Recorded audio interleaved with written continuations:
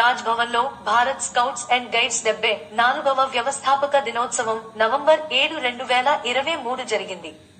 ఈ వేడుకల్లో రాష్ట్ర governor, Bharat scouts and guides president S. Abdul Nazeer ముఖ్య అతిథిగా పాల్గొన్నారు. పాఠశాల విద్యా కమిషనర్, భారత్ స్కౌట్స్ గైడ్స్ రాష్ట్ర చీఫ్ కమిషనర్ సురేష్ కుమార్ తో కలిసి స్కౌట్స్ గైడ్స్ స్కార్ఫ్ జెండాను గవర్నర్ కు అందించారు.